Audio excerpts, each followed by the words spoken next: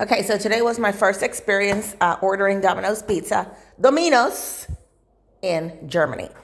What I did was I ordered a regular pizza with salami. You get options such as hollandaise sauce, barbecue sauce, and tomato sauce. And I think there's a no sauce option.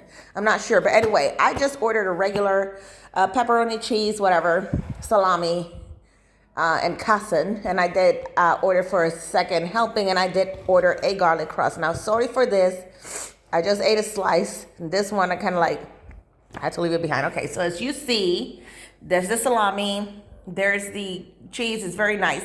Now, here's the funny part. So there's a garlic crust. So in the States, you probably got used to the garlic crust being garlic powder. No. These people will put the garlic cloves in it.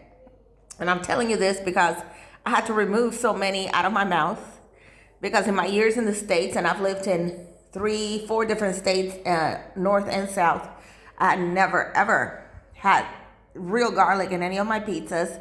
The double cheese was good. The salami is great. It's not chorizo, but it's salami.